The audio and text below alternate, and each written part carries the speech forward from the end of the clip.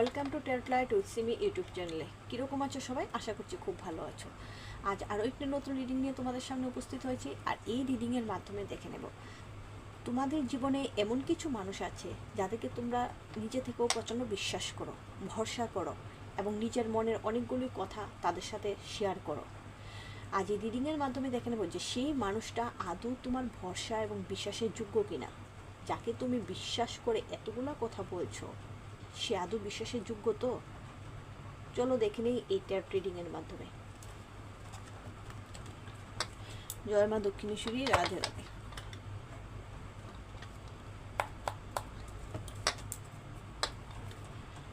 Please universe আমাকে guidance দাও। সেই মানুষটা যাকে বিশ্বাস করে আমার ভিউয়ার্সরা মনে সব কথা বলে, কোনো প্রবলেমে পড়লে তাদের সঙ্গে সবার আগে শেয়ার করে, সেই মানুষটা আদৌ বিশ্বাসের যোগ্য তো? প্লিজ আমাকে মেসেজের মাধ্যমে গাইডেন্স দাও। মেল, ফিমেল, মেরিড, আনমেরিড সবাই কিন্তু এই রিডিংটা দেখতে পারো। যাদের সাথে রিডিংটি রেজোনেট করবে তাদেরকে অবশ্যই আমাকে কমেন্ট করে জানাবে। তোমরা যে ঈশ্বরে বিশ্বাসী সেই ঈশ্বরের নাম 3 বার নিয়ে নাও এবং সেই ব্যক্তির নাম ও চেহারা মনে মনে কল্পনা করো, চোখ বন্ধ করে, এবং রিডিংয়ের এনার্জির সাথে কানেক্ট করো।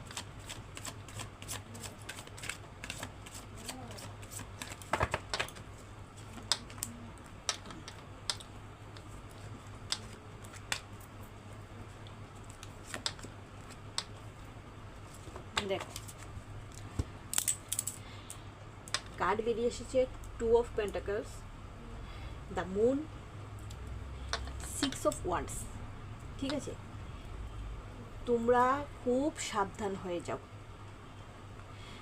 যাদের সঙ্গে মন খুলে কথাবার্তা বলছো, যখন তুমি কোনো প্রবলেমে থাকো, সবার আগে যার কাছে শেয়ার করছো প্রবলেমগুলি, সেই মানুষটাই তোমার কাছ থেকে কথা নিয়ে তার সঙ্গে আরও কিছু অ্যাড করে সে অন্য কারো কাছে উপস্থাপনা করছে এই কথাগুলি তোমাকে খারাপ বানানোর জন্য।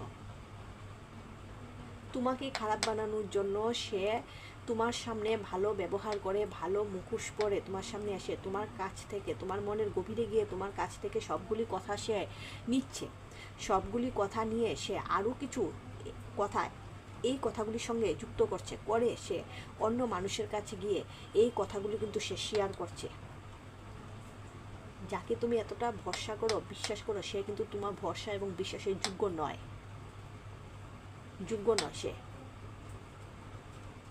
সে এতটা মানে তোমার সঙ্গে যুক্ত, তোমার হয়তো মনে হয় যে সেই ব্যক্তি ছাড়া আমাকে কেউ বুঝে না, সেই ব্যক্তি ছাড়া আমার কেউ নেই, সেই একমাত্র যার কাছে আমি মন খুলে দুটো কথা বলতে পারি, সেই একমাত্র ব্যক্তি যে আমাকে একদম ঠিকঠাক মতো বুঝে। এই ধরনের মানুষ যদি তোমাদের লাইফে থেকে থাকে তাহলে সাবধান হয়ে যাও। এই ধরনের মানুষ থেকে খুব সাবধান হয়ে যাও, কারণ সে কিন্তু তোমার সর্বনাশ করছে। তুমি বুঝতেও পারছো না,